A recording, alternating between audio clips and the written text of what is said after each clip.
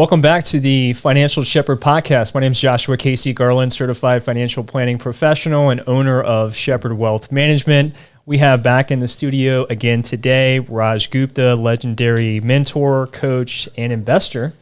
And we have to do this again simply because the first podcast that we did together was so good. We had a whole bunch of questions that came from that. So we just want to kind of answer some of those questions today. Absolutely. I was super excited about the feedback that we got from people that are listening in the audience that we have. And they came up with some really good questions.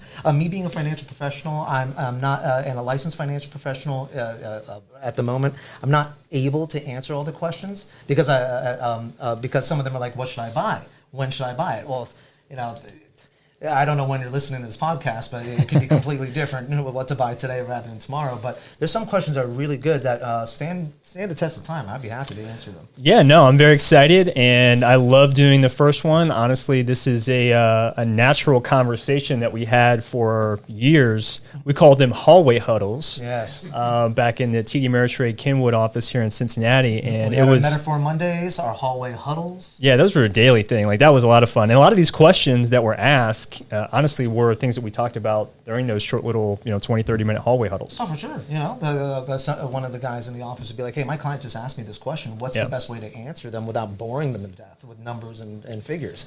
Truly, that's how I think myself and everybody else that we worked with together in that office, and we had a lot of success. Yes. A lot of fun, but a lot of success. And I think a lot of that success had to do with the fact not just you were really good at bringing new thoughts and concepts to the team and weaving in behavioral finance and all these other things.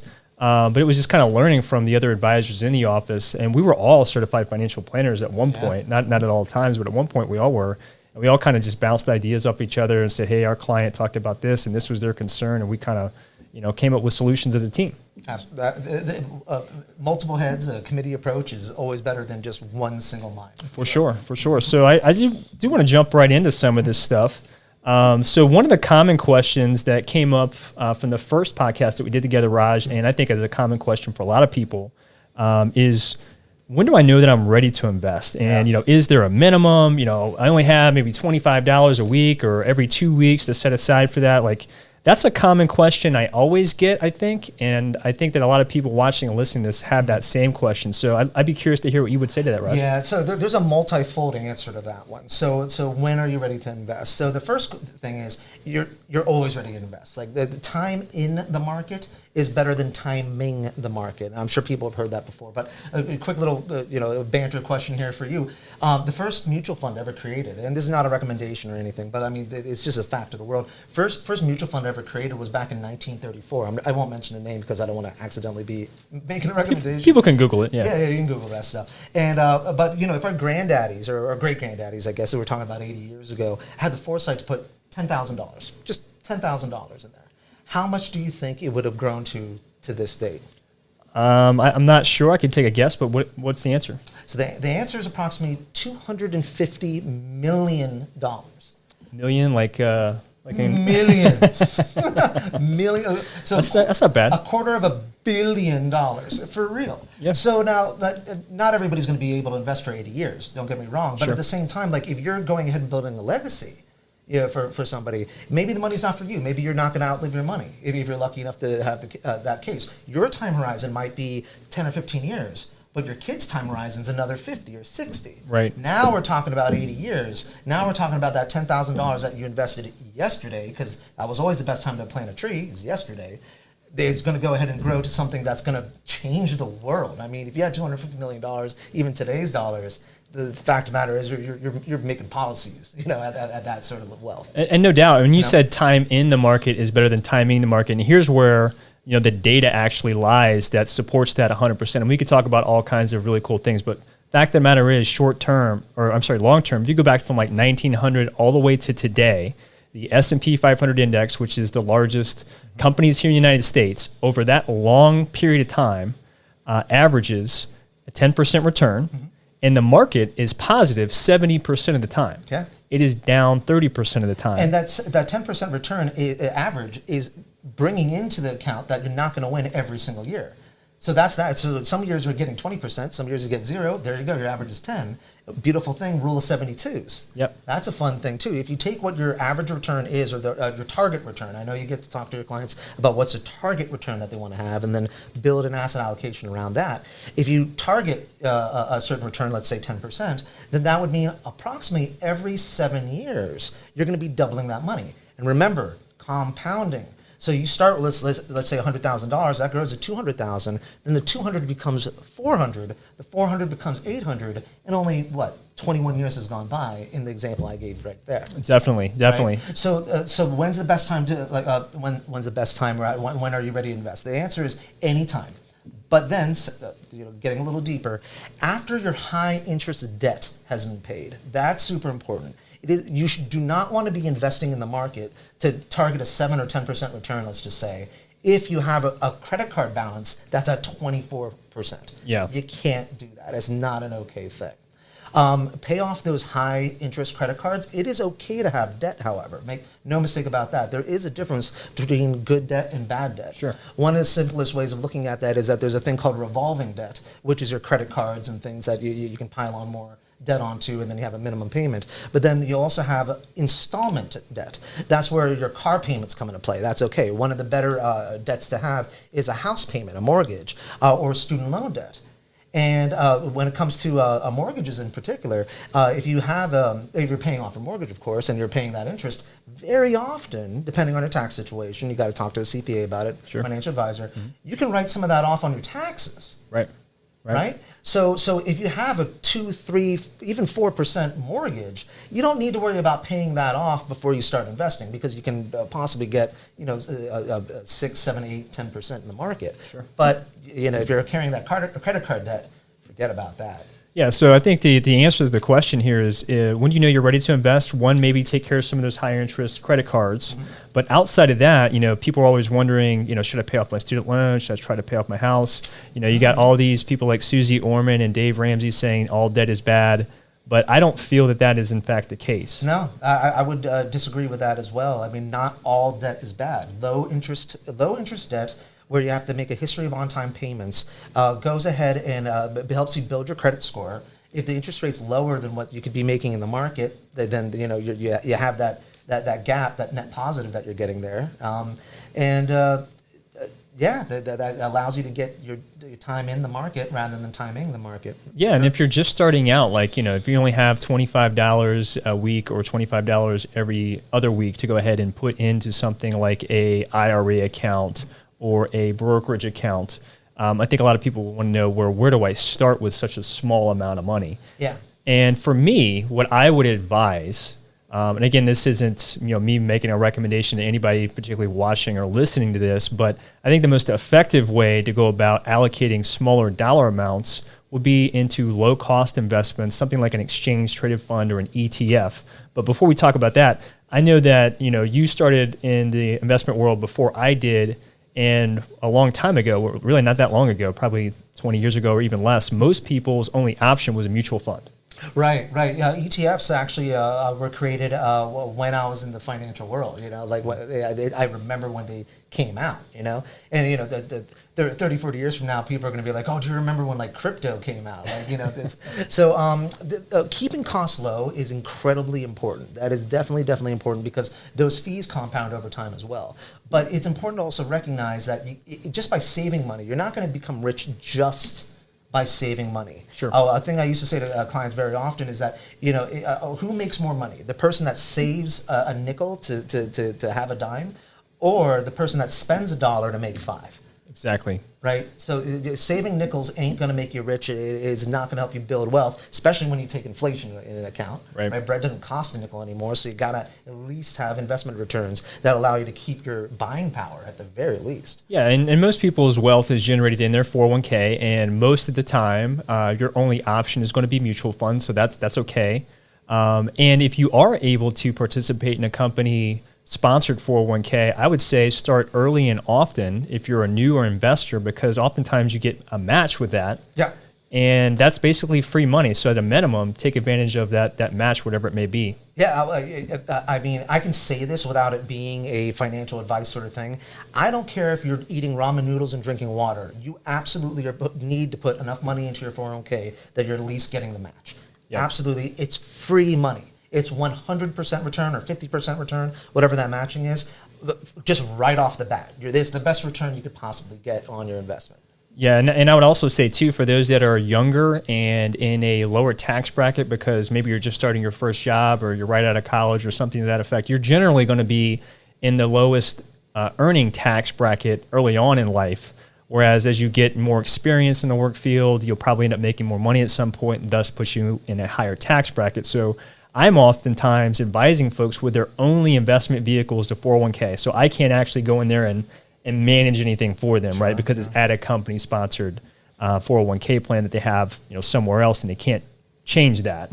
I would advise them, if they have the option, to select the Roth 401k. So there's really two types of 401ks. One would be your pre-tax 401k dollars, which is money that comes out of your paycheck before any taxes are taken out of it, which compounds, without any taxes, and you can take that money out in retirement and you'll only pay your income bracket, which is generally going to be lower than what it was when you're working. But for those younger folks where you're likely going to be in a higher tax bracket later on in life, go ahead and start to sock that money away into the Roth part of the 401k, with the benefit being that money's coming out of that check after taxes, but when it gets invested and grows, you'll never have to pay taxes on that growth or any withdrawals that you take from that later on in life, assuming that the folks in Washington don't change any of those rules. Yeah. And those are the pros and cons of the pre-tax and after-tax tax advantage accounts. If you can save money in those sort of accounts, one of the only cons you can really think of is that if you put that money in there, then you have to let it grow until you're 55, 59 and a half. There's different rules for different people. That's why this is not financial advice. If what we're talking about here helps you have a better conversation with your financial advisor, then you're getting the right stuff out of what we're doing. Yeah, there's this thing called an age 55 rule. We won't get into that today, and that's what Raaj is talking about. If you have questions, give me a call at 513-630-2664. So we have the answer here, I think. Start now, start often, even if it's at small amounts. If you can, if you're a smaller dollar investor getting started, I would try to steer you towards lower cost index investing, like an ETF or an exchange traded fund. And if you're not familiar with index investing, all it is you're buying the whole market, like the S&P 500, through one investment vehicle, like an exchange traded fund. Your number one enemy when it comes to starting off small is not being diversified enough. So it is very, very okay to go ahead and find investments that diversify things for you. And then that's kind of what Casey's getting. Yeah, and I mean, that's what Vanguard built an empire off of, Sure. of index investing. John Bogle, one of the first people to create the mutual fund to allow people to own the whole market at a very low price point. And, that's what Vanguard was created on. So that's the advice that I think John Bogle would give as well, if he were still alive. It's the same advice that I would give to newer investors out there. But I think the follow-up question to that they had was, what's a common investment strategy to help me not only get some return, but also make sure that I'm not taking on too much risk as I go about my investing career? Yeah, so I can touch on that a little bit, because there's many different investment strategies that are out there. Not one is right for any particular person.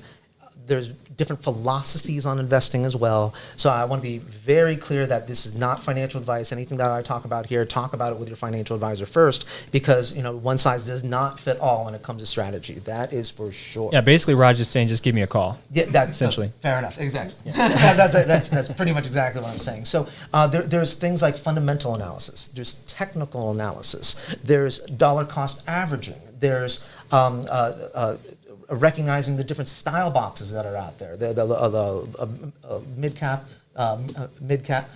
small cap, mid cap, large cap, right. Then looking at growth, value, and blend. Right. There's a multitude of different strategies that are out there. Which one's going to be best for you? You definitely want to talk to a financial advisor, but there's so many of them. It's hard for me to touch on any one in particular at the moment. Why don't you go ahead and ask me to break one or two of them down? Yeah, I think the easiest approach for this question, other than sitting down with somebody like myself to help you determine what's the right asset allocation. Again, asset allocation is just a fancy way of saying this is how much of your money is invested in stocks versus bonds and cash. The reason why that's so important is if you know anything about modern portfolio theory, which is the strategy that I use for my clients here, 94% of the variability of your return can be explained by your asset allocation. So that's key, right? That's going to help control the risk and also give you a predictable result that you could expect over a long period of time. But for us, this is a conversation that you and I have had many, many times, and I still call you to this day, is about fundamental analysis versus technical analysis. Yeah, that's a good one. That's a good one for us to talk about. And I'm a fundamentalist, right? I'm a Warren Buffett hardcore, believer. That's what I spend my time looking at. And fundamental analysis, I'll explain that. I'll let you talk a little bit about technical. So fundamental analysis really is all about looking at things like the balance sheet, the income statement, all the ratios, the PE ratios, the PEG ratios, all that different information is what is defined as fundamental analysis. So you're looking at how companies are able to generate revenue, how much of their operating margin is expanding or decreasing. All of that stuff is in quarterly statements that companies provide. And by looking at that information, one can begin to calculate what Warren Buffett would call an intrinsic value.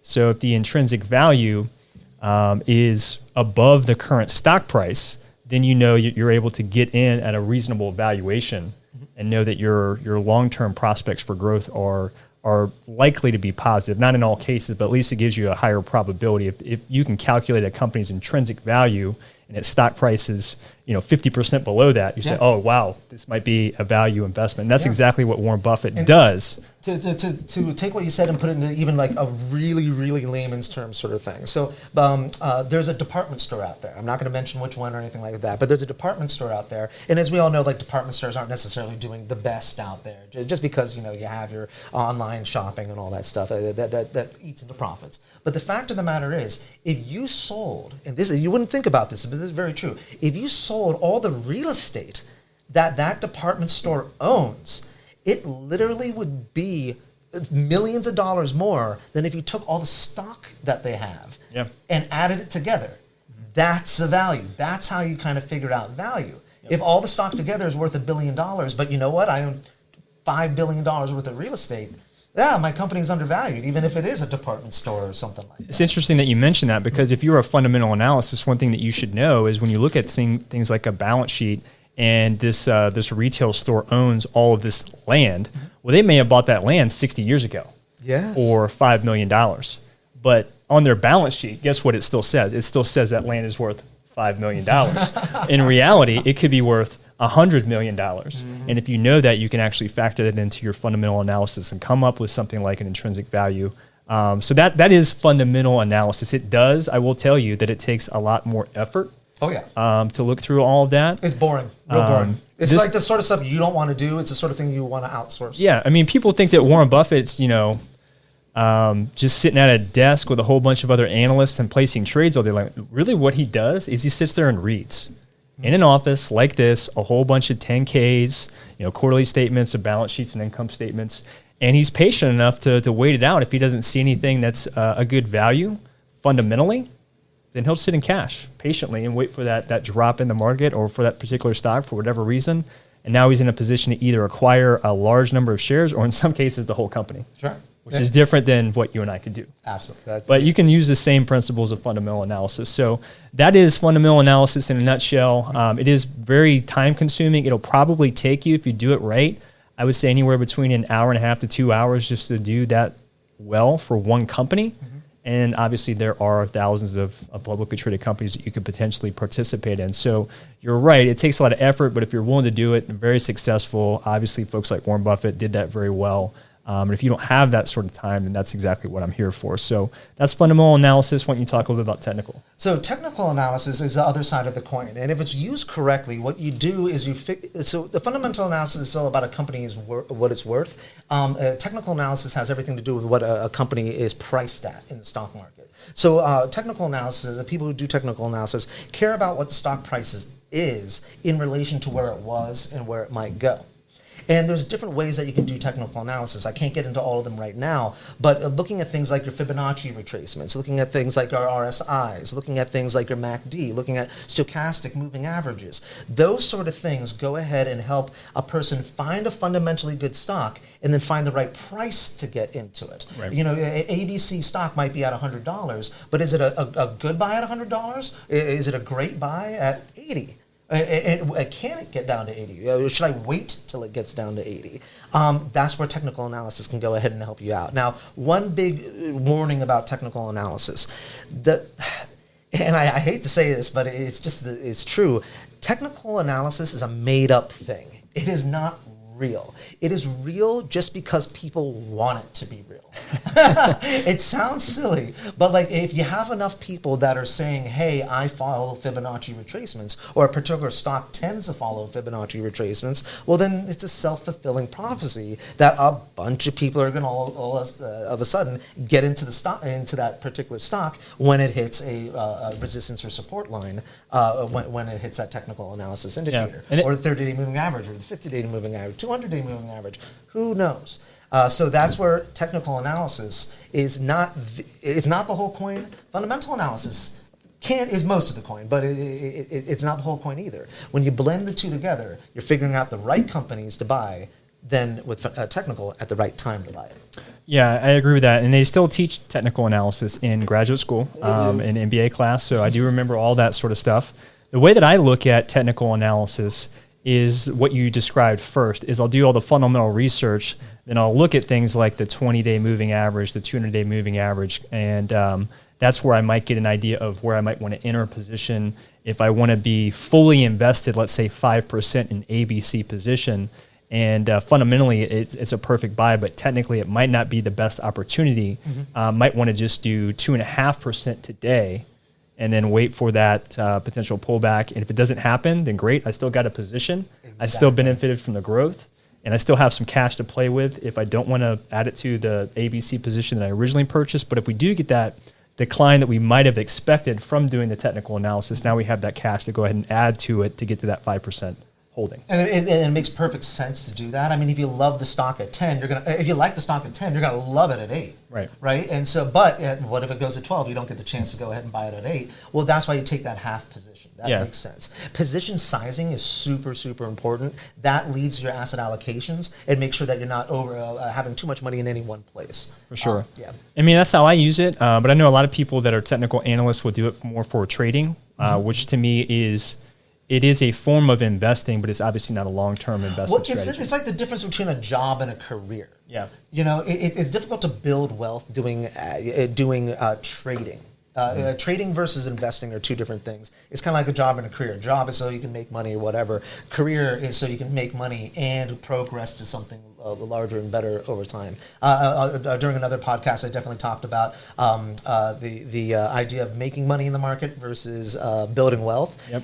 I highly advocate building wealth in the stock market. But if you're gonna try to make money, then you become a trader, and there's some statistics out there about how successful retail traders actually are. No doubt. I look at technical analysis as that's kind of like the behavior of the whole market, right? You talked I think a little bit about this in our last podcast. You know, the market is on a day-to-day basis, it's a coin flip. I have no idea if things are going to go up, down, or sideways. But in the long run, like we talked about, the market's positive 70% of the time.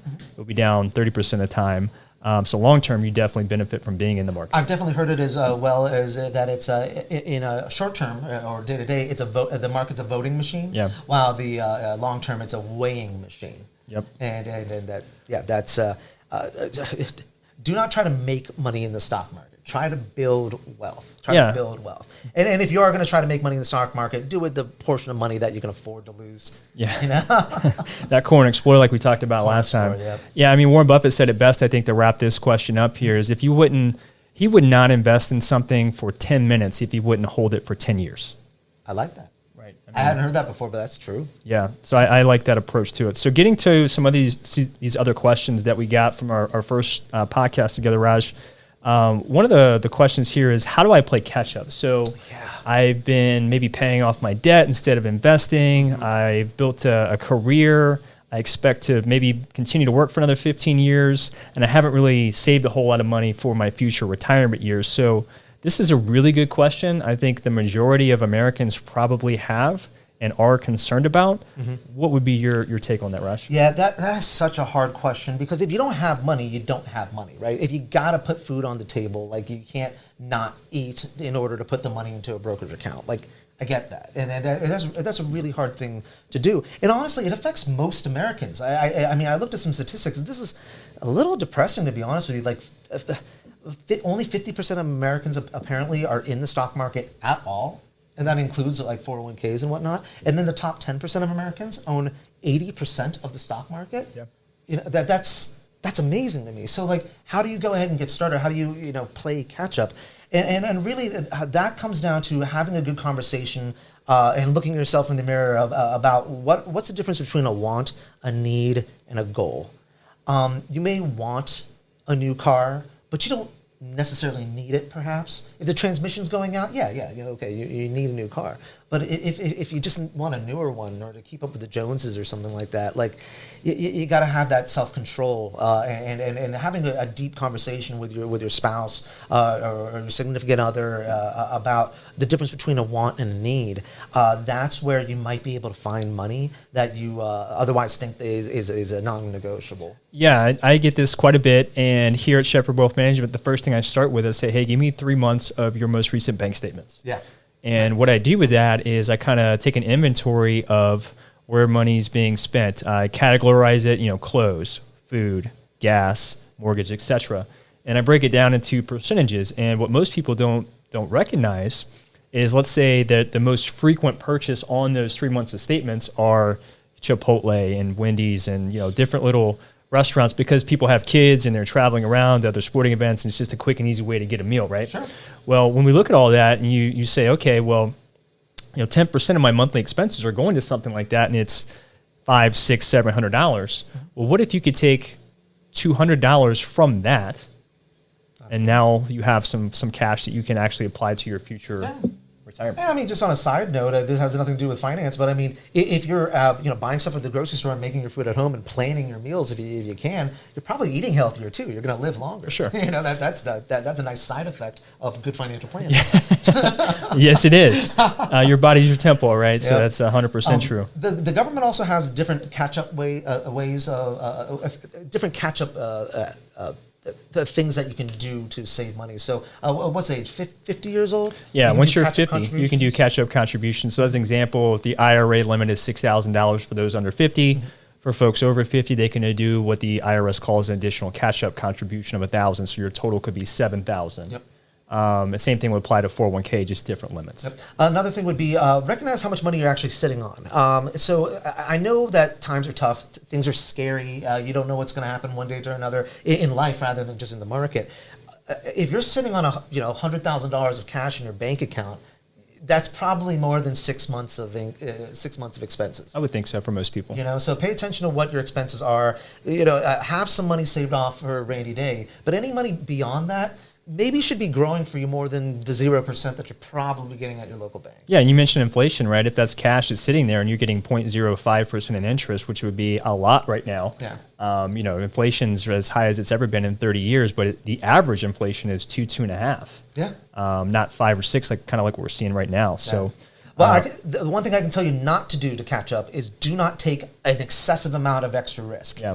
All right, don't do that. One thing I used to talk to clients about all the freaking time is that if you lose your money, it's much harder to make it back. If you have a 50% loss in the market, you need 100% gain just to break back even.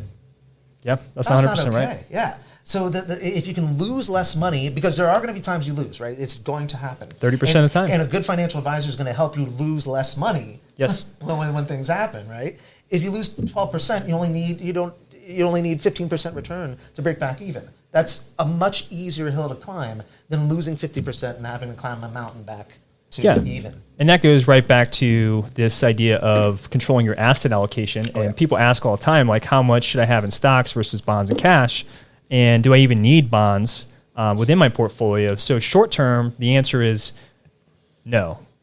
Long term, you definitely want that fixed income holding because it's kind of like the anchor of your portfolio. Generally speaking, when the stock market is performing poorly, like a year like 2008, the only thing that was positive was cash and bonds, like long-term government bonds. Depending on who you ask and what your situation is, stocks are your get-rich money, bonds are your stay-rich money. Yep, and what we would want to do by controlling the allocation, let's say the stock market goes down 30%, and we have 25% of our money in fixed income, well, likely you're going to make some money on your fixed income holdings, and then now you have the opportunity to go ahead and sell some of those fixed income holdings, use that capital to invest into stocks that now went on sale by 30%. And if you do that consistently over a long period of time, you're able to own shares at a lower price, you're controlling your asset allocation, and inevitably the market is going to recover like we talked about, it's positive 70% of the time, and you're going to benefit greatly from that and have a much smaller hole to dig yourself out of because you rebalanced and controlled your asset allocation. And that's how that is such a hard question. How do you catch up? Yeah. You just got to get started, right? I hope there's a lot of 20-year-olds that listen to this podcast, really, and then have a financial, or parents who are smart enough to have a conversation with their kids about money. For sure. All right. So I think we tackled that one. The next one I think is very applicable to what's going on right now is how do I avoid this idea of fear of missing out? So all these meme stocks, FOMO, all the these companies like GameStop that don't really have the fundamental valuation to justify their share price, but everybody feels like they're missing out on the growth opportunity. I could say the same thing about crypto. So I don't know if you have any thoughts about that, Raj, but I think it's a common theme that's we're seeing the market play out right now. Yeah. The thing about FOMO and like the things that you hear about on the news, you're going to be deluged with a lot of different stories about crypto millionaires, billionaires, the next hot stock. This stock has gone up 100% in the last month or two. Being a financial professional, having worked with tens of thousands of clients, like literally tens of thousands of clients, for every one story that you hear of that, I can tell you 50 to 100 stories where that just did not happen. Yep, definitely. It just did not happen. So if you gotta do it with recognize that is the casino money. That is the casino-like return money that's going to happen. Yeah. Do not and let it be money that you absolutely do not need. Let that be the money that you otherwise was going to go ahead and get a Chipotle burrito rather than the peanut butter and jelly in your pocket. Yeah. That's as much money as you should put it. The $6.50, that's how much you should be putting into these high-flying things that you hear about in the news. Yeah, no, that would be my answer as well. I mean, if you cannot help yourself from buying penny stocks or any of these meme stocks or crypto or pot stocks were very popular a couple years ago. Yep. That's the approach that I would take. If you cannot help yourself from being a part of that, which is the sexy conversation, right? Like you would want to have with your friends and coworkers at the water cooler or talking about it, over Thanksgiving dinner or something like that. That's the way that I would approach it. It definitely would not be the bulk of my money and certainly wouldn't be the bulk of the client money that I would allocate towards something like that. The funniest thing in the world, I've seen this a million times. It's funny, but it's sad funny. That you hear about people like a golf course or a water cooler or whatever. Oh, I made so much money on this sort of stock. I've seen so many people lose money that they go ahead and around those water coolers or on the golf course, they brag about how much money they lost. How sad is that? Oh, I lost $100,000 on this stock. Well, good for you, dummy. That's awful. What's even sadder is when you follow that up with, well, now what? What are you going to do? Yeah. Well, people are going to say, well, I'm going to hold it till it gets back to even. Oh my God! So your best case scenario is that you didn't make money. You didn't lose. You didn't make money. That's your best case scenario. Correct. Is that you break even. That made no sense, That's right? Laughable. It is. and so here's what I ask clients immediately after they say that. Because I do tell them that, like, I'm going to hold it to get back to even. I'm like, really? Your best case scenario is you're just going to break even on this? That's not why you made this investment, I'm sure. But let's just play devil's advocate here, Raj. Let's say that did happen to you. You lost 50% on ABC, stock, and you tell me like, hey, I'm going to hold this thing till it gets back to even. Well, here's the question that I would ask. And this is true. I've asked this to I don't know how many clients. I think you've actually heard me say this. Oh, yeah. They're probably screaming it at the client so I could hear it in the hallway. Maybe not screaming, but just it was a different time back then. Loudly expressing this question in that, hey, if you didn't have this stock that you just lost half your money in, if you didn't have it at all, and I just wrote you a check for that exact same amount of money, would you still own the shares? Yeah. Would you buy it again today? And almost 100% of the time, the answer is no. Exactly. Every day that you hold a stock, especially if it's a loser, is a day that you're choosing to buy it again. Yes, that's 100% correct. You're making a buy and sell decision just by standing still. Yeah. And you can't blame the market. You might want to. You might want to blame the CEO. But at the end of the day, you made the decision to buy it, and now you're making the decision every day to hold it. There's something that I've seen clients do, and I've seen this hundreds of times, actually thousands of times. I gave it a name. I don't know if it's anybody else has called it this, but it's a name I came up with. I call it the pantry effect, the food pantry effect. So. And everybody can relate to this. When you go to the grocery store, you go ahead and buy a whole bunch of things at the grocery store, right? And then you go and you put it in your pantry. Then you eat whatever food that you want. Who here, eats everything in their pantry before they go back to the grocery store? They don't. They usually eat their favorite foods and whatnot, and they go back to the grocery store, and then they replenish the pantry. Well, that means there's still some stuff left in the back of the pantry that aren't your favorite foods. Right. And that just keeps happening and happening over and over again until eventually your whole pantry is full of stuff that you don't like. That happens with stock portfolios all the time. Yeah. People go ahead and hold on to their losers, and they sell their winners. And then they keep holding on to that. They go out and buy other stocks that end up being losers. And you just keep adding on to your big old pantry of losing stocks until your whole portfolio is garbage. Yeah, no, that's very, very true. And I think that goes right back to the behavioral finance thing is I think the mental of selling those shares at a loss, you're admitting to yourself before anything else that you made a mistake. And that's very hard for, I think, a lot of investors to do. They just don't want to admit to themselves, like, I made a mistake, I was wrong, and I'm going to move on. Like, that's hard for them to do. You know what? I used to compliment people when they would sell in those sort of situations because, you know what? Way to be courageous enough, brave enough, and smart enough to go ahead and admit that this was a mistake, this was wrong. What did you learn from this? Now let's move forward from here. Yeah, it's a discipline for sure. And I think that we've done a good job here of tackling that question. So we got a few more. It's a great question. I would say the next one here that we want to talk about is, should I focus on generating more income?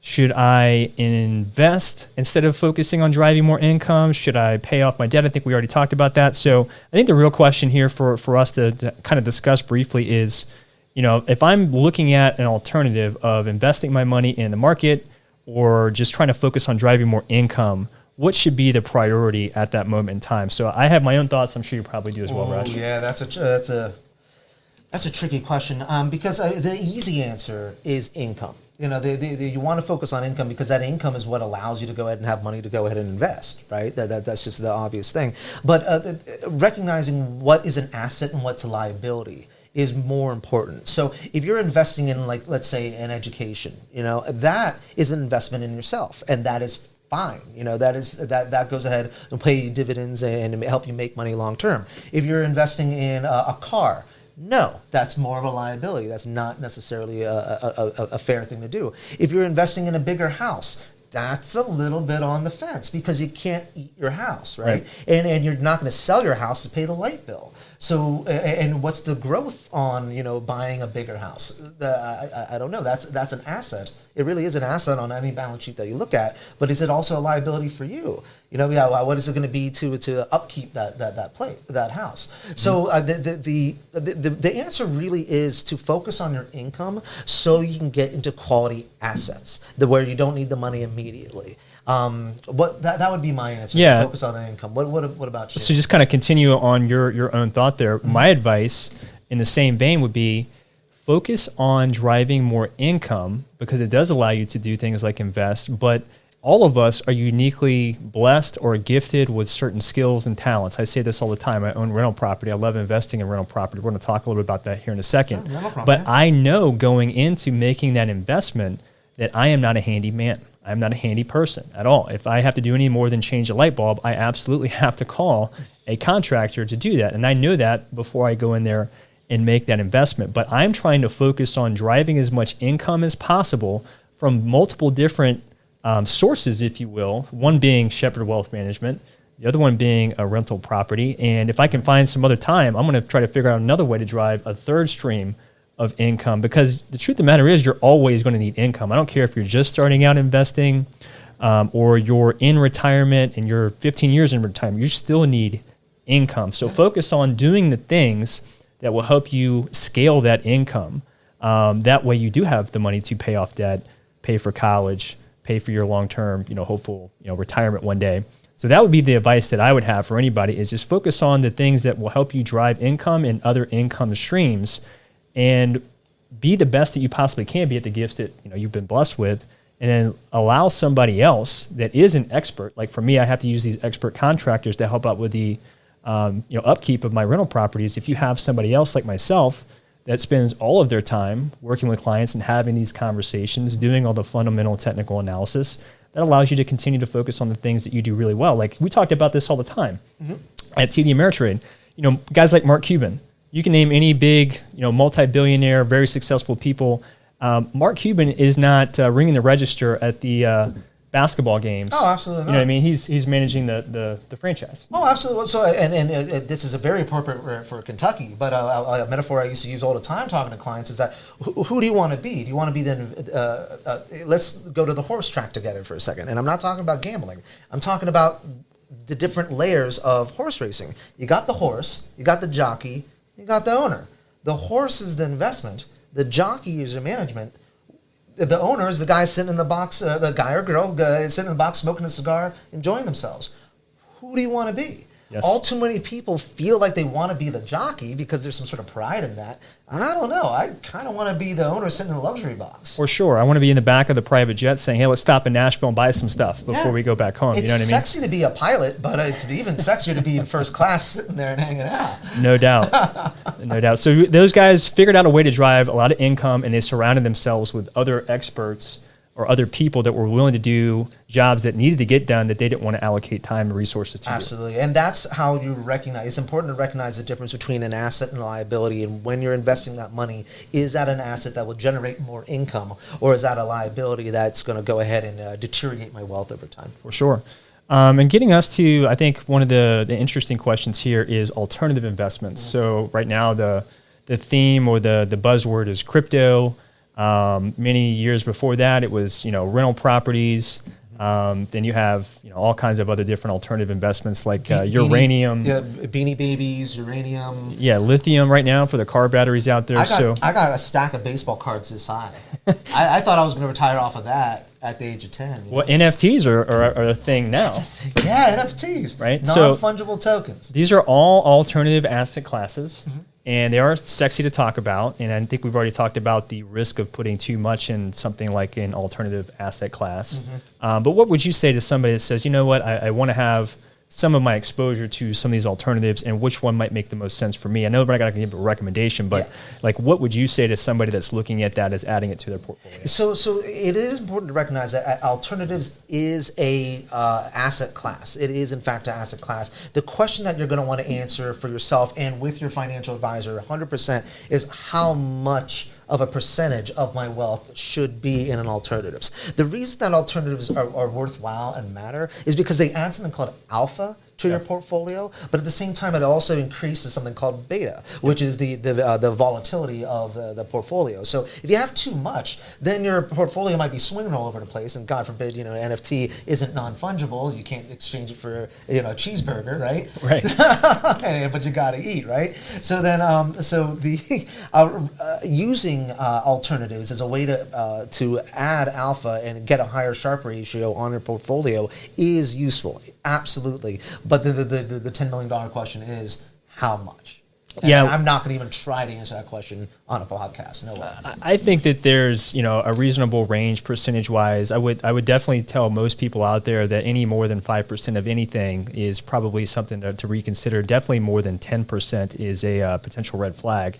But what I've seen as a major pitfall for investors that want to participate in something like these alternative asset classes is they're typically chasing yield, specifically on the real estate side of things. So real estate mutual funds, real estate ETFs, just real estate stocks in general, they get really enamored and attracted by, oh man, I have this 12% REIT in my portfolio. That can be a trap.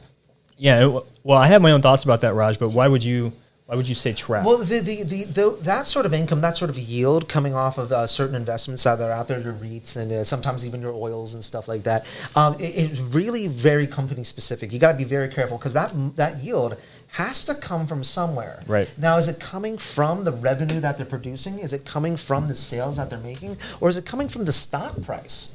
Or just leverage? Leverage is a dangerous thing. Very, very, yeah. If a company needs to go into debt to go ahead and pay out income to its shareholders, that's causing leverage, and that causes a lot of risk. Yeah, that's generally what I see, specifically on the real estate side of things. People that don't want to necessarily own physical real estate to be a landlord and dealing with tenants and maintenance and all that stuff. So like, okay, I'm going to buy a real estate investment trust, a mutual fund or ETF or something like that. And typically how they make the decision is, I found one that's paying 12%. Well, what I typically advise them to do or show them, because they may not want to actually spend the time looking through something like a prospectus, is saying, hey, there's a reason why you're able to achieve a potential yield of 12%. But think about it for a second. The checking and savings account places that you have your cash at, they're paying 0.05%. And somehow this magical real estate investment trust is able to produce a 12% yield. It's magic. It must be magic because you can't get it from cash or the federal government's zero interest rates. So how do they make that happen? Well, there's a very good chance that it's a combination of the income that they're receiving from tenants, potential property sales, the capital gain, but oftentimes those types of companies need to use bank leverage, a loan, to acquire all these properties. And while rates are down, that's pretty good. There's a reasonable chance that you could expect to receive that type of yield. But as rates go up, that could be a big problem because now the income that real estate trust is generating has to go more towards interest payments for the loan. And that is so fundamentally important to understand and recognize that. But let's just be honest, the average investor doesn't even know to ask that question. Sure. That's why it's so important to have someone like you on their side willing to be able to dig a little bit deeper into the weeds to figure that stuff out because you don't know what you don't know. And if you're looking at that yield and it's attractive, the worst thing I used to hear clients say, this really drove me nuts, is, I don't care if the stock goes down. The yield's so good.